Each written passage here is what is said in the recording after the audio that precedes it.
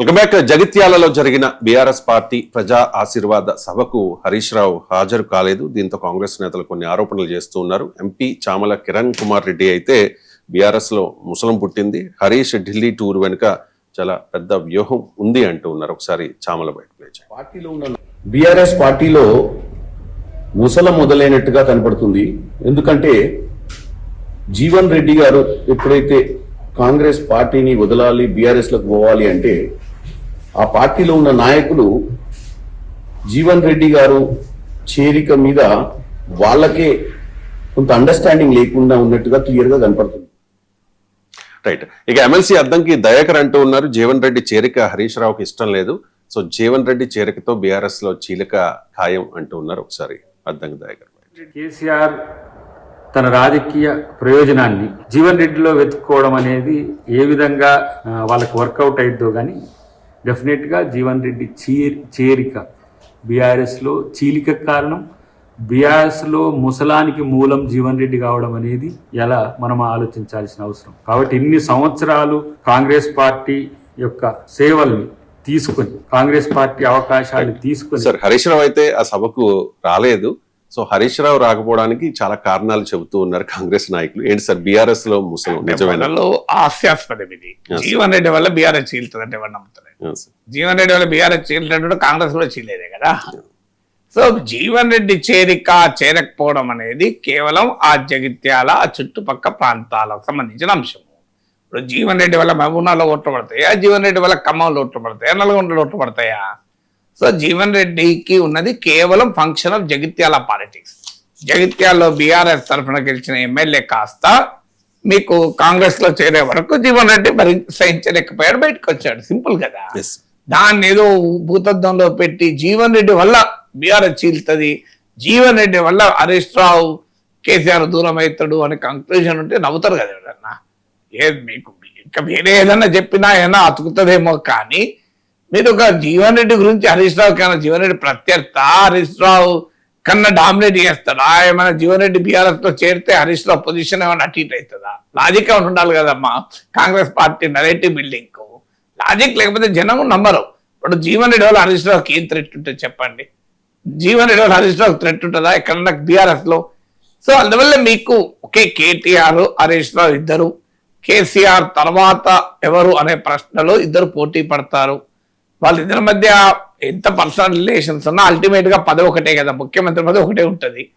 కేసీఆర్ తర్వాత ముఖ్యమంత్రి పదవి ఎవరు అన్నప్పుడు కేటీఆర్ హరీష్ రావు అనేది పోటీ ఉంటది అంటే లాజిక్ ఉంటది. Yes, it is possible. ఎందుకంటే ముఖ్యమంత్రి పదవి ఒకటే కనుక హరీష్ రావు కేటీఆర్ కన్నా జూనియర్ కాదు. హరీష్ రావు కేటీఆర్ కన్నా ముందు రాజకీయాలకు వచ్చాడు, మంత్రి కూడా అయ్యాడు. సహజంగా ఆయనకు ఆస్పిరేషన్ ఉంటుంది. నేను మామతో మొదటి నుంచి ఉన్నాను. ఈవెన్ సిద్దిపేట కేసీఆర్ ఖాళీ చేసి పార్లమెంట్కి వెళ్ళిన రోజు 2004లో అంతకుముందు రాజశేఖర రెడ్డి క్యాబినెట్ లో బీఆర్ఎస్ చేరి మంత్రి అయినప్పుడు హరీష్ రావు ఎమ్మెల్యే కూడా కాదు. అప్పుడు సిద్దిపేటలో కేసీఆర్ ఖాళీ చేసిన సీట్లో గెలిచి ఎమ్మెల్యే అయ్యాడు. సో అప్పుడు కేటీఆర్ రాజకీయాల్లో లేడు వాస్తవంగా. సో అందువల్ల మీకు నేను సీనియర్ కదా, మొదటి నుంచి మామతో వెన్నంటి ఉన్నాను కదా అనే ఆస్పిరేషన్ హరీష్ రావుకు ఉండొచ్చు. నేను కొడుకును కదా, ఎక్కడైనా కొడుకే ముఖ్యం కదా, నువ్వు ఎన్ని చెప్పినా అని కేటీఆర్కు ఉండొచ్చు. రాజకీయాల్లో ముఖ్యమంత్రి కావాలన్న కోరిక ఎవరికి ఉండదు, రాజకీయాలు లేనోడి కూడా ఉంటుంది. సో అందువల్ల ఆ కోరిక అంటే పర్సనల్ గా కేటీఆర్ హరీష్ రావుకు మధ్య గొడవలు మా కొట్లాటల కన్నా కూడా ఇద్దరు ముఖ్యమంత్రి పదవి కోరుకోవడంలో ఆశ్చర్యము లేదు, తప్పు లేదు కూడా. ఎవరికి వస్తే తర్వాత సంగతి. కానీ ఇద్దరు నేను ముఖ్యమంత్రి కావాలి అని కోరుకుంటే దాన్ని ఏదో నేరంగా మనం పరిగణించాల్సిన అవసరం లేదు.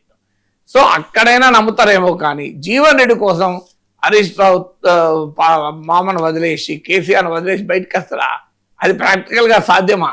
సో మరి కాంగ్రెస్ వాళ్ళు ఏం చెప్పదలుచుకున్నారు? ఇక ఒక సభకు పోకపోతే హరీష్ రావు పార్టీ హరీష్ రావు బీఆర్ఎస్ లో ముసలం పుడుతుంది అంటే కేటీఆర్ కూడా పోలే నాకు తెలిసినంత వరకు. సబ్జెక్ట్ కరెక్షన్ ఉన్నాడక్కడన్నా కేటీఆర్ సభలో, కేటీఆర్ ఫ్రేమ్ లో కనిపించారు, సభలో లేరు. కేటీఆర్ కూడా పోలే. ఎందుకంటే కేసీఆర్ పోయినప్పుడు కేటీఆర్ ఎందుకు హరీష్ రావు ఎందుకు? అందువల్ల ముందు జీవన్ రెడ్డి ఆహ్వానించినప్పుడు కేటీఆర్ వెళ్ళాడు. అసలు కేటీఆర్ వెళ్ళలేదు. మన కేటీఆర్ కూడా పార్టీకి దూరం అవుతాడా? జీవన్ రెడ్డి వస్తే కేటీఆర్ పాత్ర పోతుంది, కేసీఆర్ వారసుగా జీవన్ రెడ్డి అవుతాడు ముఖ్యమంత్రి నెక్స్ట్ అని కేటీఆర్ అనుకుంటాడా? భయపడతాడా? లాజిక్ చెప్పాడు కాంగ్రెస్ నేతల లాజిక్. ఇప్పుడు కేటీఆర్లు హరీష్ రావులు జీవన్ రెడ్డి వస్తే మా పదవి పోతుంది, మా ప్రియారిటీ పోతుంది అని కనుక వ్యతిరేకిస్తారా వాళ్ళు? అల్టిమేట్గా వాళ్ళకే లాభం కదా. బీఆర్ఎస్ ఇదే ఫ్యామిలీ పార్టీ, ఆ ఫ్యామిలీకి లాభం అయితే కేసీఆర్కి ఒక్కరికి లాభమే, కేటీఆర్ లాభం కదా నాకు చెప్పండి. కేసీఆర్ లాభమే, హరీష్ రావుకి లాభం కదా. జీవన్ రెడ్డి వస్తే ఆ లాభం అంటూ వస్తే బీఆర్ఎస్కి వస్తుంది. బీఆర్ఎస్కు ఓనర్లు ఎవరు? కేసీఆర్, కేటీఆర్, హరీష్ రావు కదా. అది ఒక ప్రొప్రైటరియల్ కన్సర్న్ కదా. సో అందువల్ల ఈ రకమైన లాజిక్ వల్ల ఉపయోగం ఉంటుంది. అయినా ఇప్పుడు ఢిల్లీకి ఒక్కడు కూడా వెళ్ళలే. మళ్ళీ పాయింట్ ఏంటంటే హరీష్ రావు, ఇప్పుడు హరీష్ రావు ఎవరితో వెళ్ళాడు? వినోద్ కుమార్తో వెళ్ళాడు. బోయినపల్లి వినోద్ కుమార్ ఎవరు? కేసీఆర్కి అత్యంత సన్నిహితుడు. మీకు ఐ థింక్ వినోద్ కుమార్ వెళ్ళినట్టున్నారు కదా నేను చూసింది అయితే. సో మరి ఆయన బంధువు కూడా కేసీఆర్ దగ్గర బంధువు. మరి అలాంటప్పుడు మీరు అదే కాకుండా ఎంపీలు కూడా వెళ్ళినట్టున్నారు. సో అందువల్ల అది ఒక్కడే వెళ్తున్నా అయినా ఆ జగిత్యాల సభ ఉండగానే హరీష్ రావు ఢిల్లీకి వెళ్ళి మంత్రాంగం చేయాలి. ఢిల్లీకి వెళ్ళి అప్పుడే మంత్రాంగం చేసేది కూడా ఎప్పుడైనా చేయొచ్చు కదా. సో అందువల్ల హరీష్ రావు ఈ మధ్య కాలంలో మరింత యాక్టివ్గా కాంగ్రెస్ పార్టీని అటాక్ చేస్తున్నాడు. సో అందువల్ల హరీష్ రావు కేటీఆర్ల మధ్య చీలిక, కేసీఆర్ హరీష్ రావుల మధ్య చీలిక, బీఆర్ఎస్ ఫస్ట్ ఫ్యామిలీలో చీలిక అనే ఒక డైమెన్షన్ పంపడం ద్వారా తమ ప్రత్యర్థి బీఆర్ఎస్ వర్గాలలో ఒక ఆందోళన కలిగించాలి, ఒక ఇన్స్టెబిలిటీ క్రియేట్ చేయాలని కాంగ్రెస్ వ్యూహం. ఎందుకంటే బీఆర్ఎస్ కూడా అదే వ్యూహాన్ని అనుసరిస్తోంది కదా. ఇప్పుడు జీవన్ రెడ్డి కేటీఆర్ ఏమన్నాడు? సీనియర్లు వెళ్ళిపోతున్నారు, రేవంత్ రెడ్డి భరించలేకపోతున్నారు అని కదా. అంటే రేవంత్ రెడ్డికి సీనియర్లకు మధ్య మీకు డివిజన్ తెచ్చి లాభపడదామని బీఆర్ఎస్ చూస్తోంది.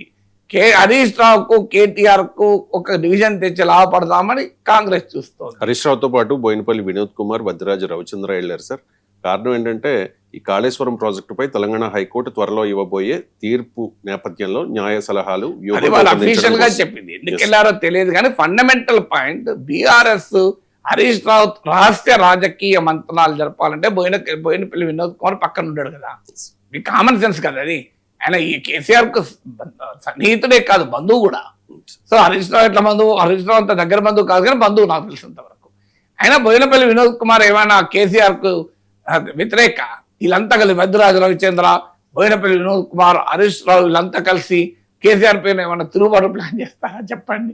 సో వాళ్ళు బీజేపీతో మాట్లాడుకోవాలని ఇవాళ రేపు మాట్లాడుకోవడానికి 1,00,000 మార్గాలు ఉన్నాయి. ఇంత రహస్యంగా జగిత్యాల సభ అవుతుండగా కాంగ్రెస్ వాళ్ళకు తెలిసేలా వెళ్ళి మాట్లాడుకోరు. హరీష్ రావు కలిసి బీజేపీతో మాట్లాడుకోవాలని ఉంటుంది అనుకోండి ఉదాహరణకు. ఇదంతా ఎవరు అనుకుంటారు? హరీష్ రావు బీజేపీ నాయకులు మాట్లాడలేరా? ఏముందల్లా అంటే ప్రతి దాంట్లోకి వెళ్ళి ఒక రీడింగ్ ఇవ్వడం అనేది మనకు రాజకీయ నాయకులకు అలవాటు. అది ఇప్పుడు రేవంత్ రెడ్డి శ్రీనివాస్ వర్మ ఇంట్లో బ్రేక్ఫాస్ట్కి వెళ్ళి అక్కడ కొంతమంది టీడీపీ ఎంపీలు వస్తే వైఎస్ఆర్ కాంగ్రెస్ పార్టీ చెప్పడం లేదా జగన్? అయిపోయి చంద్రబాబు నాయుడు కాంగ్రెస్తో కలుస్తున్నాడు.